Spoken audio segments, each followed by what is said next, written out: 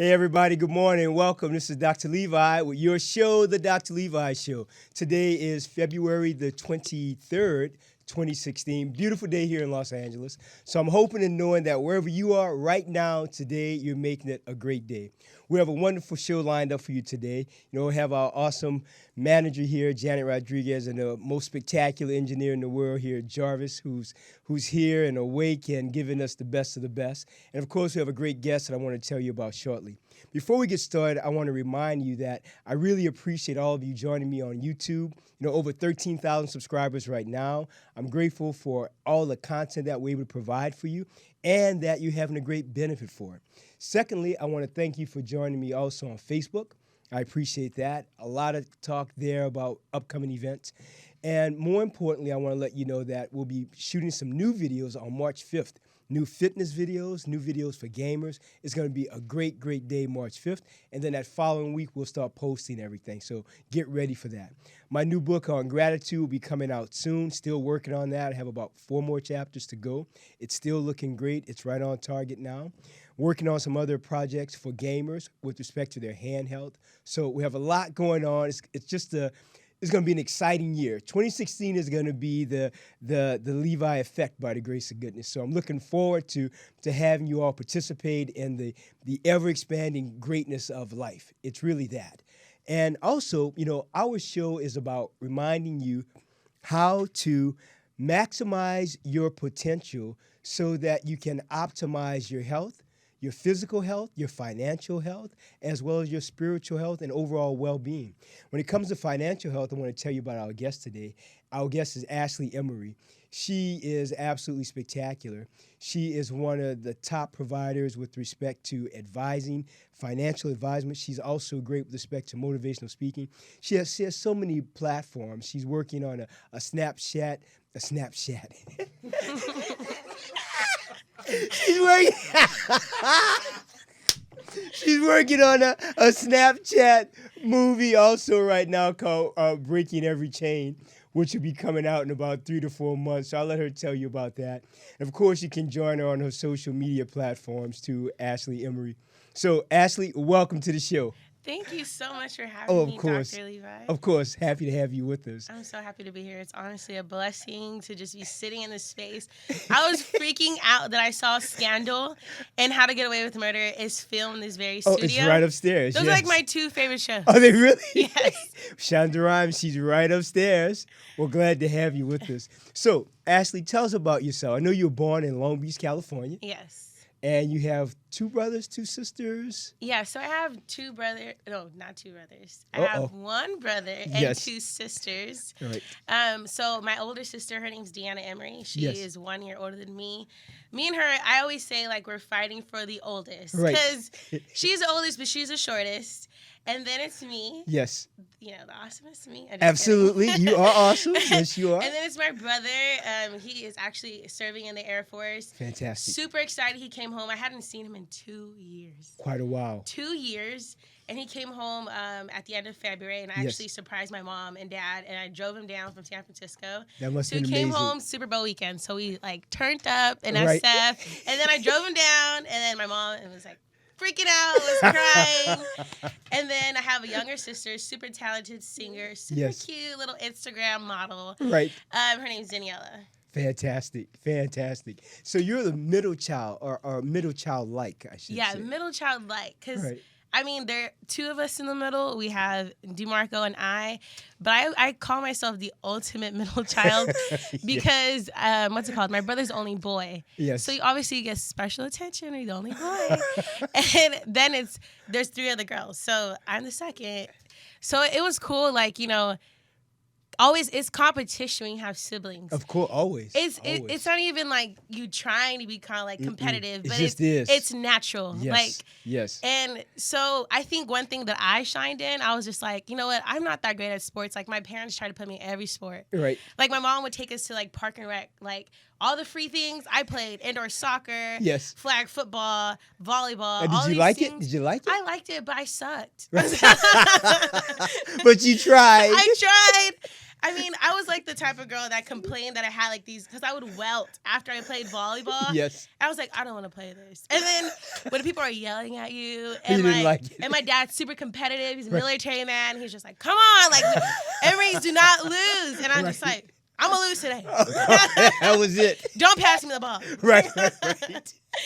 So what's it called? I was like, you know what? I'm really, really good at reading and writing. Yes. So I'm just gonna do good in school. You focused on academics. Exactly. And you excelled. Yeah, tremendously. Amazing. What was home like life? Were you really a happy kid? Was a happy family? Was it very disciplined? With having a dad who was, ultra military? What was that like? I would honestly say that I've recently become a happy person. Yes, that's a good thing. Yeah, like my cousins and my siblings, I was raised with a lot of cousins who are all my brothers and sisters who would kill me if I didn't tell them that they're my brothers and sisters. Yes. My mom has 7 sisters and 2 brothers, and my dad has, I don't think, like 7 brothers and 1 sister. Wow, and big so family. I have a lot of cousins. Yes. So we were all raised like brothers and sisters. And I was like that cousin or that sister that you just did not want to hang out with. Like, Why was that now? because I was just really mean. Were you really? I was so mean. Like, I would talk to people like, get away from me. Like, Really?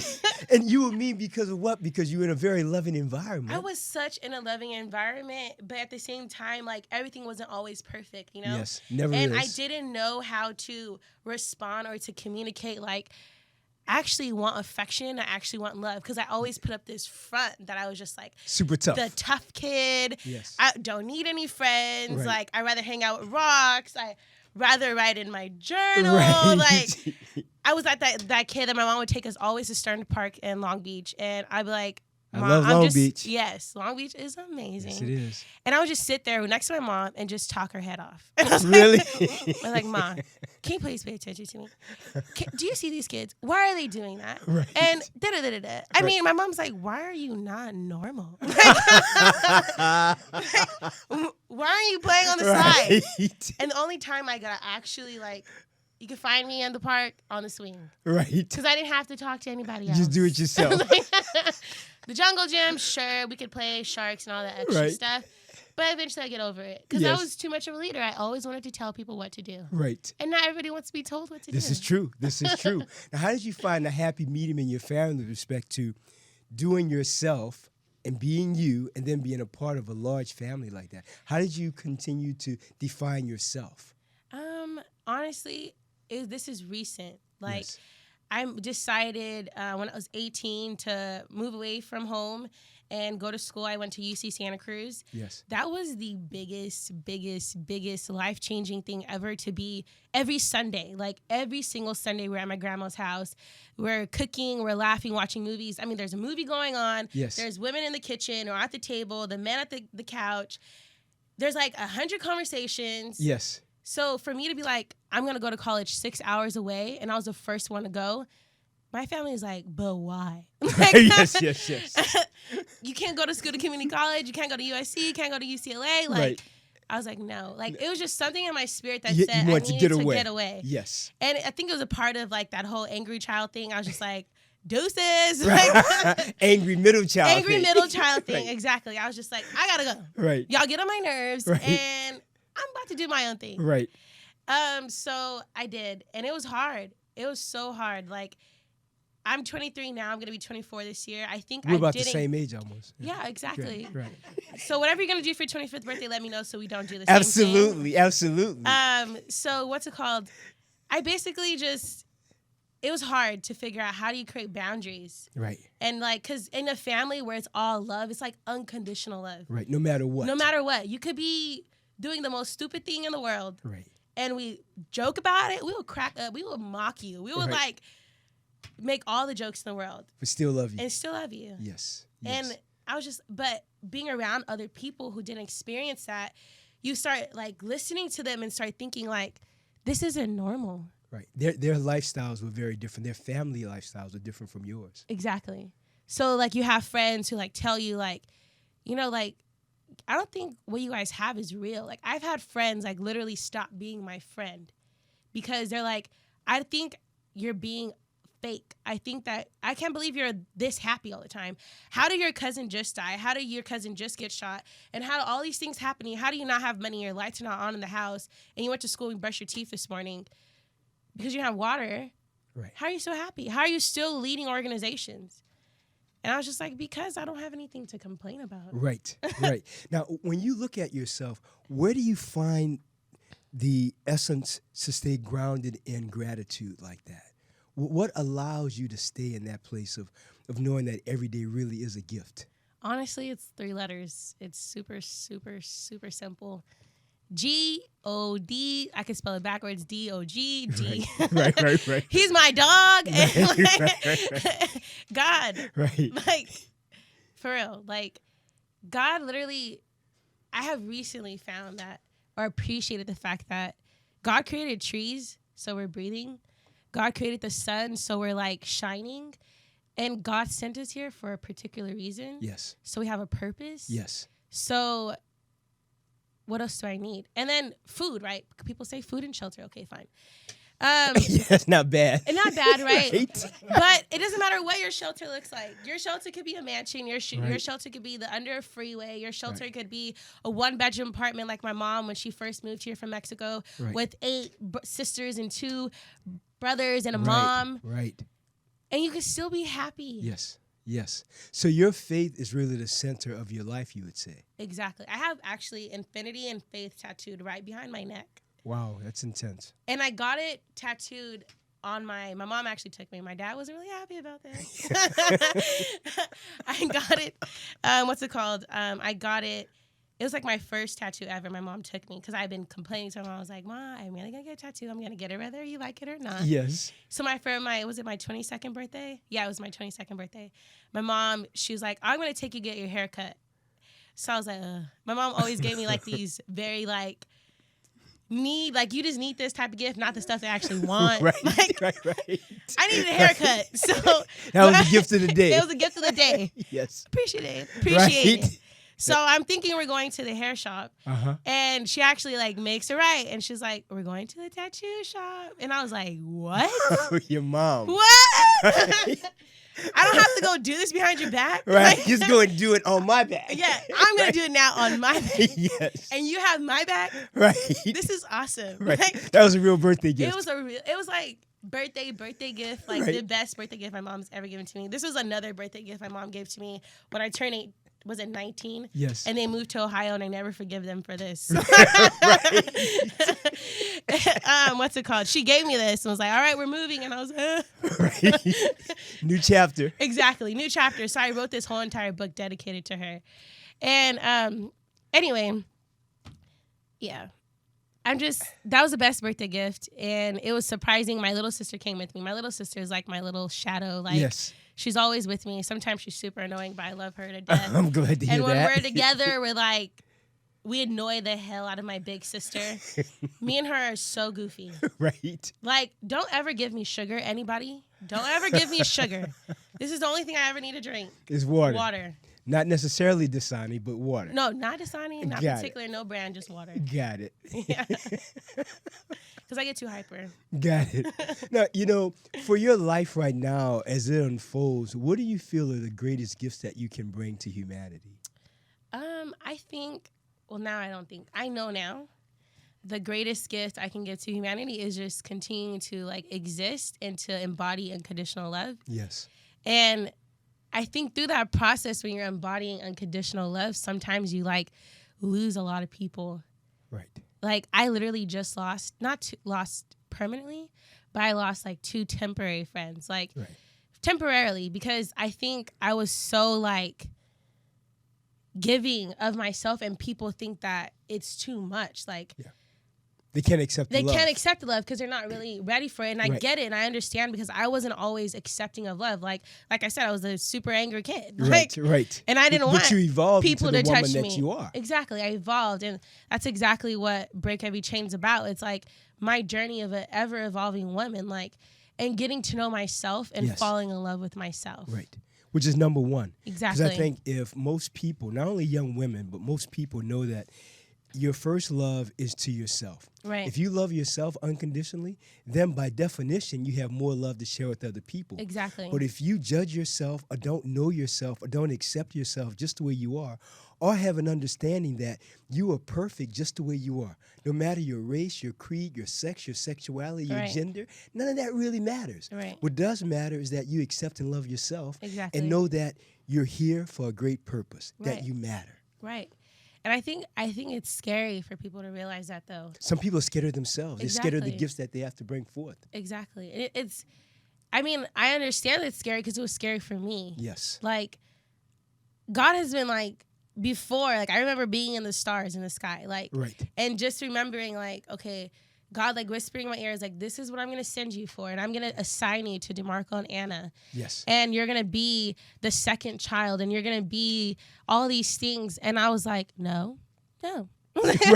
I was like, no, I'm 23, and I want to turn up, Right. and I want to do everything that everybody else does. I Right. want to be, like, cool. Right. I never got to be cool. I was always that little weirdo. Like, Which is okay though, because there's such beauty and uniqueness in being weird. Right. You know? because it's being yourself. Exactly. And I'm weird, everybody. Like, Exactly. Well, you might want to put me on that boat with you. You know, I think it's okay. High five to the yeah, weird exactly kids. right. I'm okay with that. To the weird kids, to the nerds. I mean, I the think we nerds rock. Oh, I'm a who nerd hung too. out in the library, in the Exactly. cafeteria, in the career center by yourself. Exactly. Yep, that was me. That was us. That was us. You know what I think is wonderful, though, is that I believe as we evolve to understand who we are and what we have to offer, I think three things happen.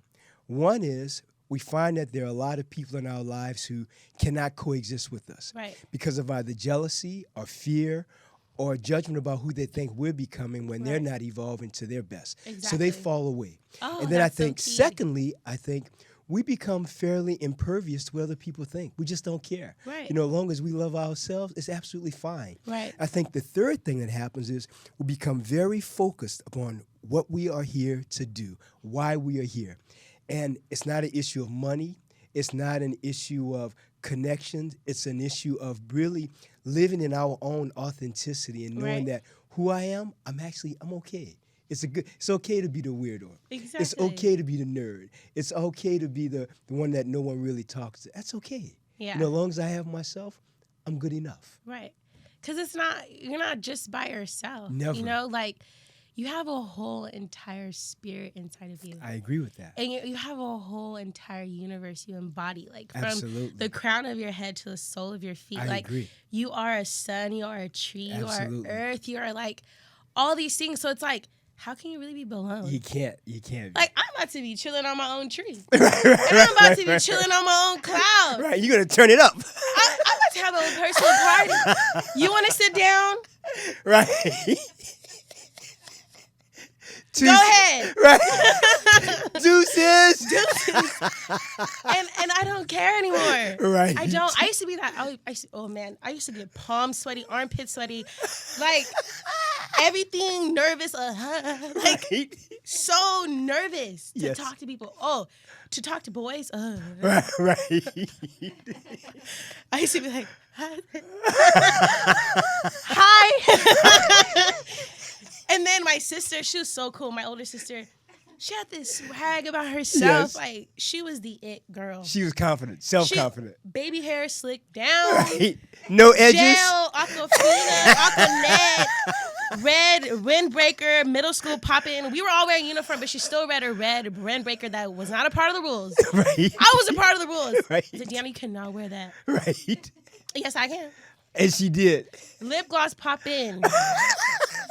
And I used to look up to her. She didn't even know. I always tell her I look up to you, Deanna. Right. I was like, I want to be just like you. Everybody watches you when you walk in the freaking gate. People want to hold your books and give you extra juices. Like, I can't even get the juice from the lunch lady. What? How She gives her 2 extra They should give me juices. 2 extra juices. And the boys are following you. How come they ain't following me? I'm over here playing the bass Right. and orchestra. But she had the lip gloss popping though. She has you the lip see? gloss pop in. And my little sister's following her footsteps. Right. I'm like, you know what? You a queen for that. Right. And I was like, you know what? She should be like, Ashley, just take some time. Just do your hair. Right. You know, think about what you're going to. I'm like, but why? Like, who cares? Who cares? And then I was like, okay, fine. I'm going to conform. I'm going to be like everybody else because it got attention. Like, yes. So I became a cheerleader. And that was fun. But I still was a cheerleader who was still in the orchestra. Right. And it was like president of the Peacekeepers. And so it was still cool. doing well academically. It's still doing well academically. So I was like, I can't like leave what my true self is because it couldn't like, it just didn't naturally feel right. Like, even though I wanted to be a cheerleader, be that girl, blah, blah, blah, like, and I became that. You know, Right. People started to notice me because it was easy to do that because I had always had confidence in myself. But once you start getting those environments, you start hearing the conversation that other women have, like insecurity after insecurity, and it was normal to talk about that. During that time, was there any bullying that happened for yourself? Oh, man, bullying? Right. Shh. And what about this also being a child of mixed race? What was the effect there when you were in high school? High school in particular, I think I always wanted to be around Black women because I was raised around all Mexican women. Like my dad's family are mostly in Cincinnati, mostly, you know, in other places on the East Coast and the South, like in the Midwest. So it was like, where are my Black sisters at? You know, because I'm around my Mexican cousins 24/7. Yes. And I hang out with them. So when I started to try to hang out with more Black girls, like, because I am a Black girl. I am also a Mexican girl. Yes. I'm like all these things. Yes. But the first thing was like, but why are you hanging out with us? You can't relate to our hair. No, I don't know how to wrap my hair like you. And no, my hair texture doesn't fall the same way. But guess what? I'm still a woman just like you. Right, right. You know, like, you look in the mirror and you question yourself just like I question myself. Like, I understand that there's privileges that the world has assigned to mixed race people. Yes. And that there's certain things that we have more access to because that's what the world is more comfortable with. Right. But it's like, I was just like the other girls. Right. I didn't love myself either. Yes. I didn't like my own hair texture. I wanted my hair to be like theirs. Right. I wanted to be as dark as they were. I thought it was as beautiful as ever. I would purposely, like, Mom, take me to the beach. And my mom always took us to the beach. Right. I wanted to be brown, brown, brown, brown, brown. Right. But we couldn't get past as girls, like, you know, they couldn't hear me because all they were caring about was outer. And they made judgments because they're like, well, you must think that you're better because, you know, the way you dress and the way you hold yourself and you're so confident, you're in these leadership positions. But and the reality was I was just like everybody else. Right. You were a woman like they were. I was a woman just like evolving them. like they exactly. are. You know, what would you say to young women who may hear this show later if they're in the position right now where they're being judged or being bullied because of their race or because of how they look or their weight or their hair color, their hair texture, their hair length, the color of their eyes? What would you say to them to empower them?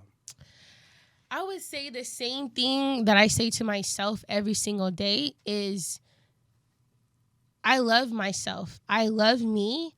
I love my hair. I love my skin. I love my eyes. I love everything about me.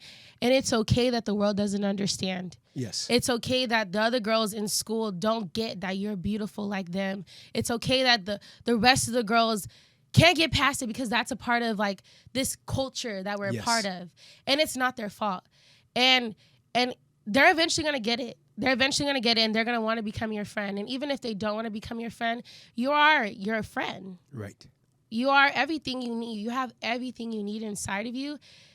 Everything. Right. You are golden, like, for real. And like, don't let anybody like get in your ear. Like, I always tell my sister, my younger sister, like, the world can knock you down, your body. They could punch you. They could pull your hair because these things all have happened to me.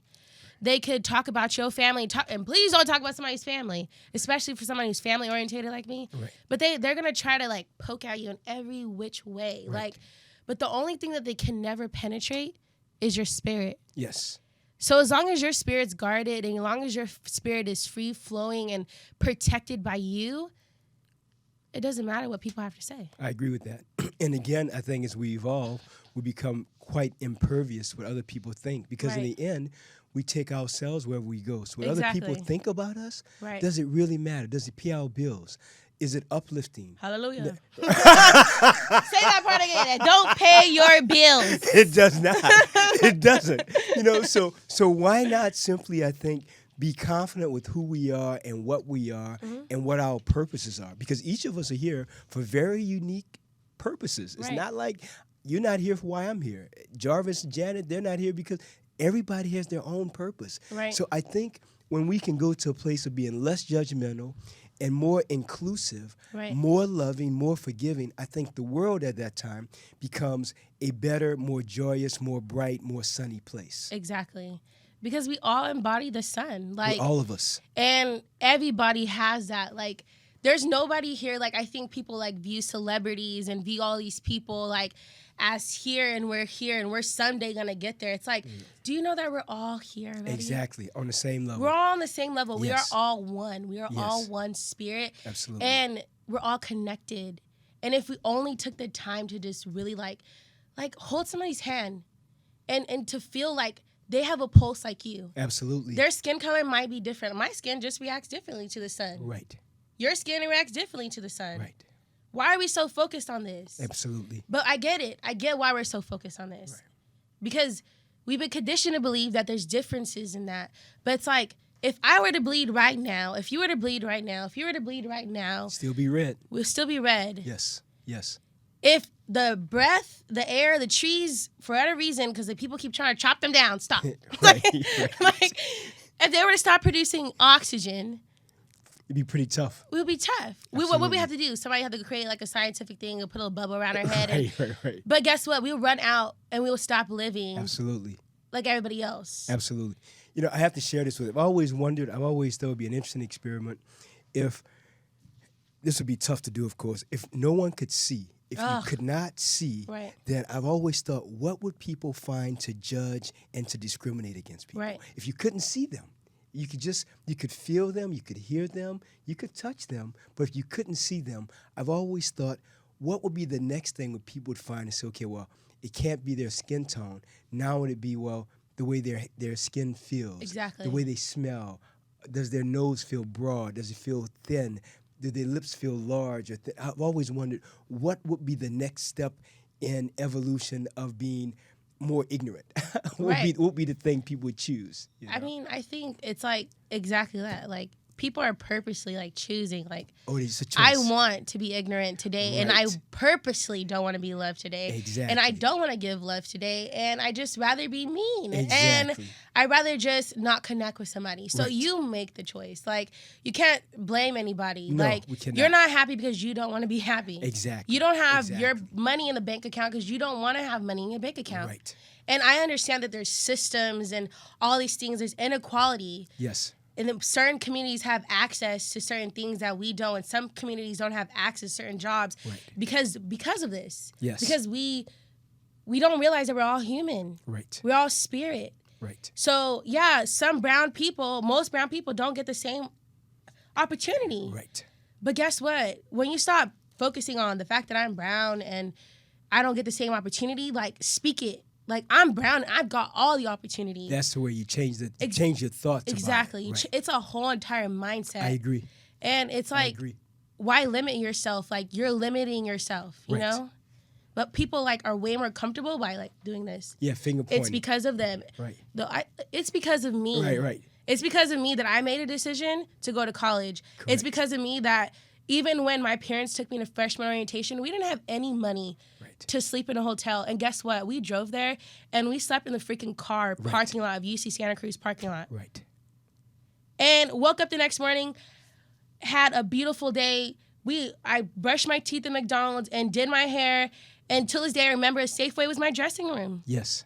And I was the first one. And we didn't have that much money to get back home. Right. But guess what? My parents are so hardworking. Absolutely.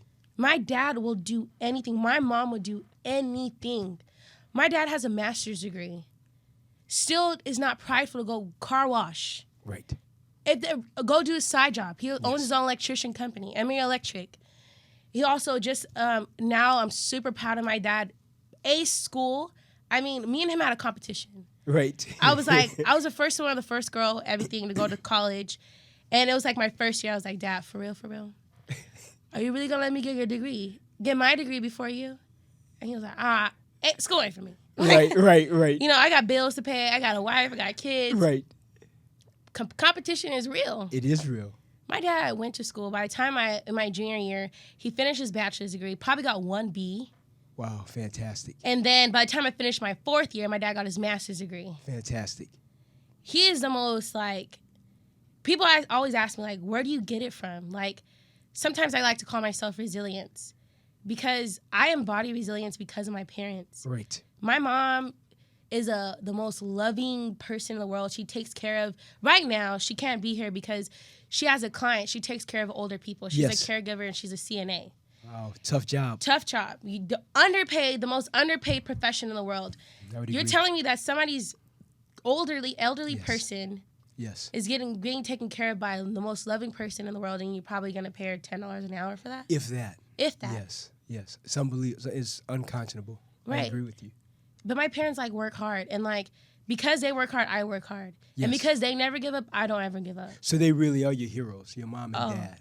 Man, they're beyond heroes. Like, I look at them, like, I know sometimes, like, they think, like, Ashley, you think you're too good, or Ashley, you think that, like, you don't ever listen to us. But they have no idea. I listen to you guys. I want you to know I listen to you guys. You hear what they say. I hear what you say. And because I'm the stubborn child, like, I want to figure it out. I want to smash my head against something. I want to put my hand in fire because I'm not scared of anything. Right, fearless. Like, I'm so fearless. Like, let me figure it out. Right, exactly. But I always figure it out because my dad's voice, my mom's voice, right here. You hear them. So it's not it may look like, it's like a mind game I have to play with myself. Right. I'm making my own decisions. Absolutely. I'm grown. Right. No, I'm not. I really listen to my parents. Right, which is a good thing. Now, what about career choices now? What area are you working in now with respect to, I know, financials? You're working in that area. Tell us about that. So, how did you choose that? Okay, it chose me. I went to school, feminist studies. I just knew, like, I was going to be, like, the next Angela Davis. Like, yes. You know, lead every protest, community organizer. I was a part of every freaking organization you could possibly think of at UC Santa Cruz. Right. And I was going to be a lawyer, you know, all these things, because that's what my parents want me to be, because that's all we know, you know. You either going to be a doctor or a lawyer. Which one you want to be, Ashley? I was like, I ain't going to be no doctor. I don't want to touch nobody's blood. I don't like germs. Right. So, okay, I could talk my head off. Right. So, let me be a lawyer. So, my parents took me orientation. And I went to they make you choose 2 or like orientation things. Yes. And it was political science. And then there was something called feminist studies. Never heard of it in my life. Right. Never. I was like, what's a feminist? But you found out quickly. But I found out real quickly what it was. Yes. It took me all about 3 seconds. Right. And so I went in, I was like pre-major political science. I was going to be in law school, all that extra stuff. And then I went to feminist studies orientation. I fell in love. Yes. I was like, I get to study what? Exactly. I get to make my own thoughts. Right. I get to critically think. I get to ask questions. Absolutely. And be a leader. Right. And it's okay. Yes, it's okay. And I get to talk. Right. Hey. Oh, here we go. I get to write my essays about what I want to say. Oh. Sign me up. Sign me up today. Right now. Right. Feminist studies. And I chose my concentration because I still, you know, parents' child. I'm going to still be a lawyer. So my concentration was law, politics, and social change. Oh, quite a bit. So I focused more so on the social change part. Because I already knew, like, since I was little, I was like, I'm going to change the world. I just don't know how. Right. But it's going to happen. But it's going to happen. Yes. And so, yeah. I graduated, and Michael Moody, who's actually like one of my mentors, he Facebooked my mom like a couple months before graduating, like, hey, are you gonna when is Ashley coming home? I'm like, why you keep asking me when I'm coming home? Right. I don't know when I'm coming home. I don't know what my plan is yet. Right. Like that 4th year of college is stressful. Like everybody's asking you, like, what are you gonna do? What are you gonna do next? Right. I still have a thesis to write. Right, exactly. I don't know if I'm gonna graduate, y'all. Exactly. So, leave me alone. Let me figure it out. Anyway, so I go home and I lived with my parents after I graduated, and it was fun. It was real. It was trill. But I had to go. Right. It was not because I had to go, because I'm just too much of a free spirit. I can't be in one place at one time. You didn't like the boxed up feeling. I don't like the boxed up feeling. Yes. Anytime I feel like I'm on a box, I just feel like I'm gonna throw up. Right. It doesn't work. So I had to go. Right. But anyway, so Michael took me to the meeting. He was like, come. I was like, what you gonna show me? Right. He was like, But they're gonna you be went. tacos. I was Right. like, all right, I'll be there. They gonna look, hey, get in the car with me. Right. How we gotta dress? So I went for the tacos. Right. The I didn't tacos even- got you there. The tacos. You don't ever tell a Mexican that there's gonna be a taco man. That is I'm so gonna cross bad. some seas. That is so bad. I don't got no gas money to go to this Rancho Cucamonga, but Ashley, please. I'm from Long Beach. What's a Rancho Cucamonga? The first time I ever heard of Rancho Cucamonga was on Friday.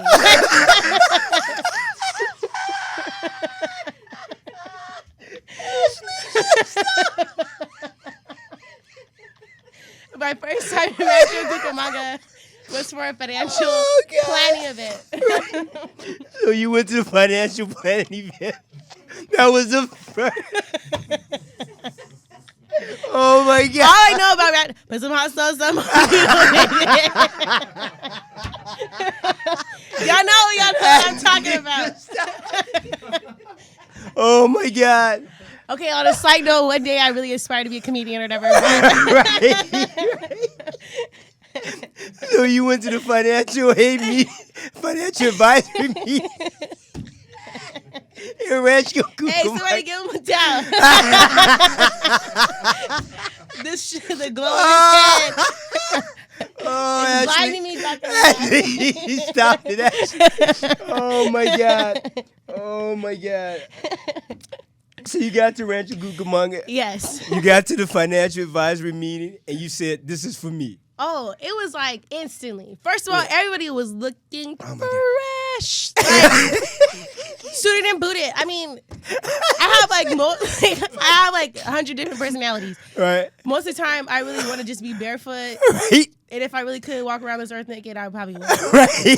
Right. But then there's another side of me that's like a gosh. freaking like being Mary Jane, a Gabrielle Union, Yes. like CEO in the making.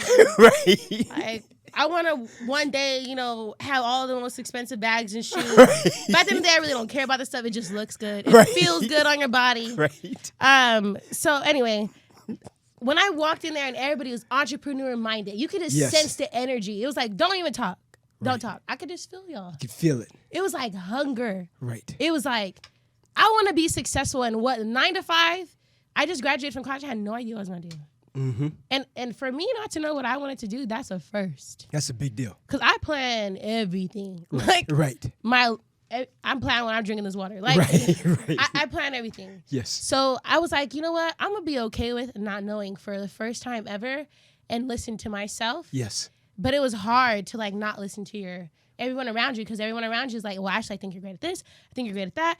Well, we have this job. I had plenty of job offers. So what did you do to go within to actually get the right focus to say, you know what, no matter what mom and dad, my brother and my sisters are saying, my cousins are saying, my aunt and uncles are saying, my mind tells me I'm best suited for this. How did you get that focus? That's what I want to understand. I got focused by doing something called picking up the Bible for the first time ever. I mean, then I went through a period, I'll tell you about that transition, where in beginning of January, I remember January 5th, me and my friends, the Cotton Sisters, shout out to you guys, we had a vision night. Yes. And we created vision boards. And on my vision board, if I were to I'm not creative at all, like artistically creative.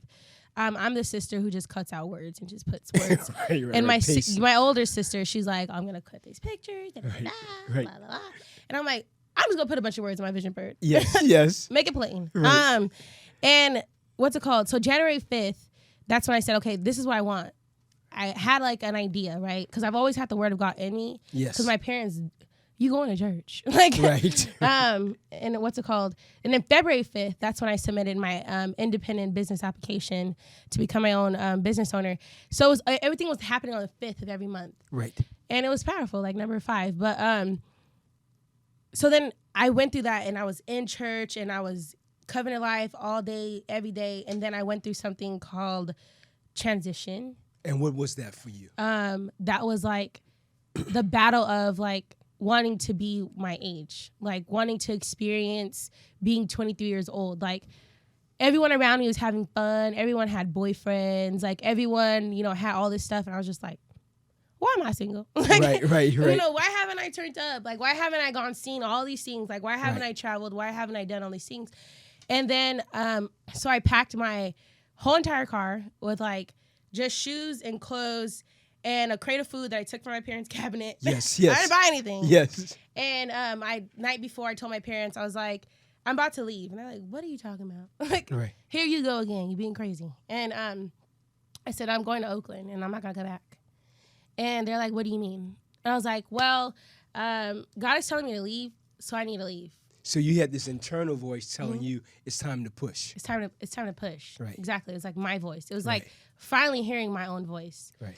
And so I left. And my parents, they're about to be real mad at me right now, but I'm going to tell y'all the truth. Yes. I had $200. 200. And I didn't know where I was going to sleep. I didn't know where I was going to work. All I knew was doing financial advising. Right. Financial planning. That was the only thing I had. And I drove for, 6-7 hours it took me to get from Long Beach to Oakland. Right. And I just praised the whole way. Right. And I cried, and I was like, why am I doing this? I have a blanket in the back seat, and why am I doing this? And so did you feel any fear as you were making that journey, or was it a feeling of release and revelation? It was mostly like, well, first when I got in the car, when I got to the gas station, I was like, I'm kind of scared. Yes. I have $200. What am I gonna do with this? Yes. It's gonna take me about $40, so I really only have $160. Right. To get to Oakland. So what do I do? But then I was like, and then that inside voice said, don't worry about it. Don't worry. Keep pushing forward. Yes. You are resilient. Do you understand all the things you've been through to prepare you for this moment? I was like, yeah, you're right. I talk to myself all the time. Yes. I was like, you're right, Ashley. Keep going. So I did. And luckily enough, I have friends in the Bay Area. And what's it called? I always meet people. Everywhere I go, I talk to everybody. Yes. And people think I'm weird. I'm like, hey, everybody, hi. That's okay. What's it called? Right. And so I luckily enough, I had my friend Dre. I slept at his his apartment in in Berkeley. The next morning, I called up the organization I was a part of for the past 4 years.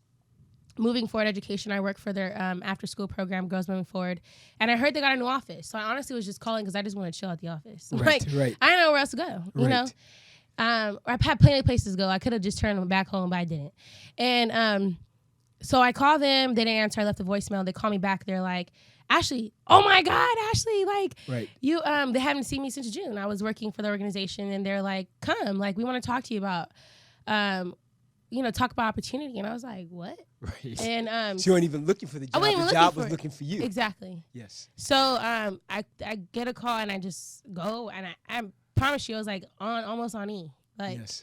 I had just enough gas to get to Moving Forward Education's office, and they were like, well, we have these programs going on. And in the school sites, working at alternative high schools. Yes. And we'd be perfect, actually, working with teenage moms and working with juvenile youth or kids who've been expelled from the whole entire district. Yes. And being extra support. One of the main things we focused on was Casey support, which is a high school exit exam that people have to pass in order to graduate high school. Absolutely. But these are the kids these are beautiful spirits that people are like, teachers have even given up on. Right. Social workers get frustrated with.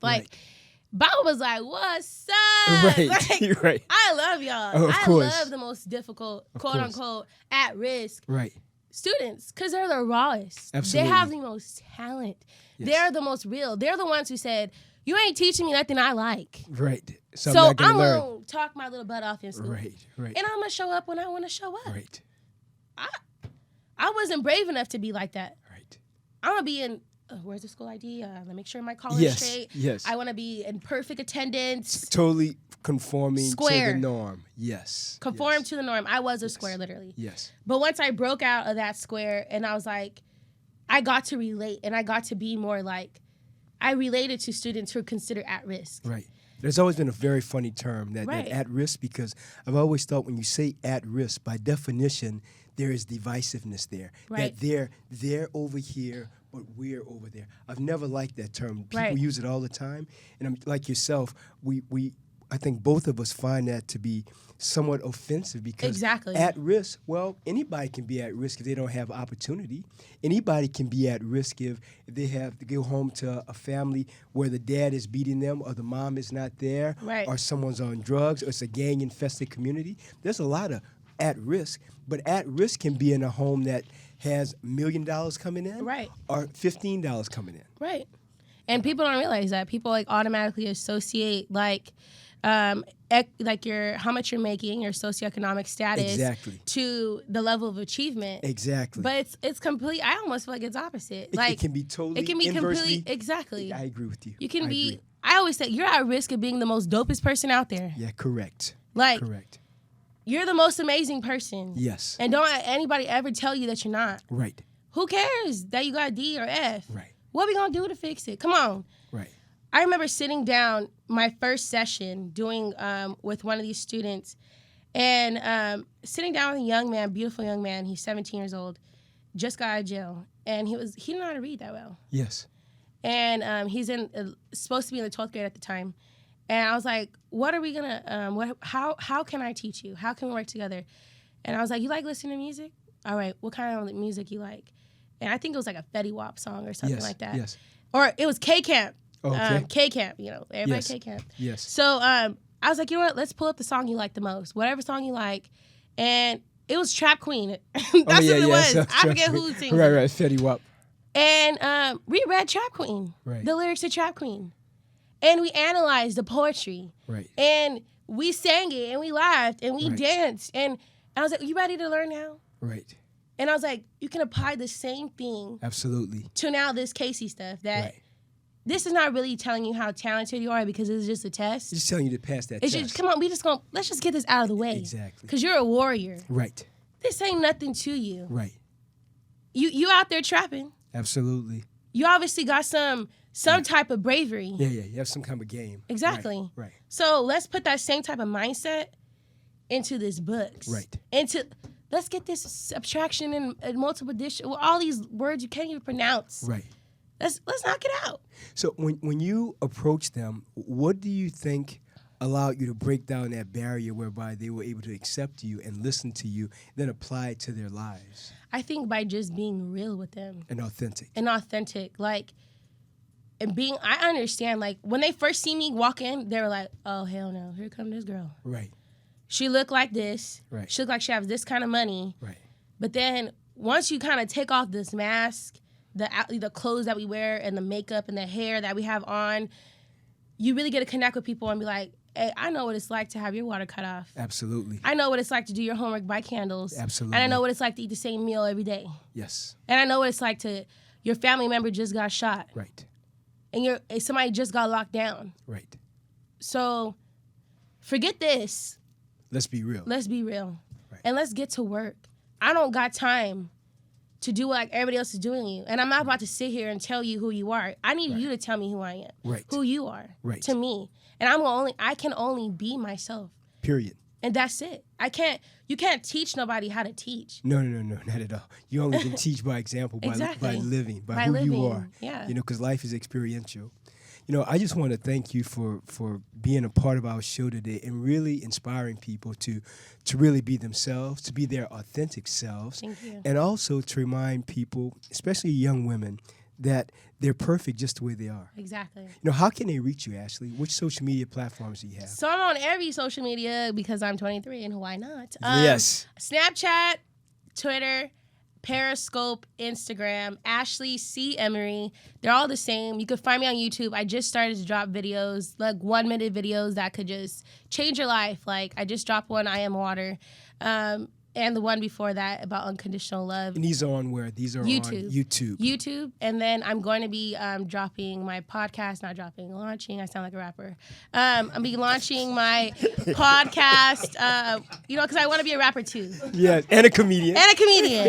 Secretly. Right. And a CEO. And a CEO, Thank all you these very much. things. And a hippie in the trees. Right. But anyway, Ashley C. Emery, you find me everywhere. Fantastic. Yeah. Well, Ashley is an extraordinary motivational speaker. She's someone who brings life and joy to wherever she is. And I want you to know that it's great women like Ashley that remind everyone to be the best that they can be.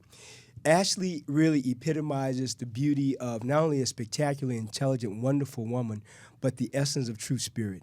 And she lives by her faith. She lives by her faith unapologetically, which is really wonderful and heartwarming because so often, with respect to faith, people will try to cover it up or not talk about it or act like it doesn't really exist. So I think it's wonderful to have someone talk about it authentically because she's clear why she's here, what she's here for, and how she can make a difference in the lives of other people. So I want to thank Ashley again for being with us. You are I want really to about thank you greatness. and thank God for just giving us all breath and being here. Absolutely. Well, Ashley is just like water. She flows effortlessly through our lives. So it's really wonderful to have her.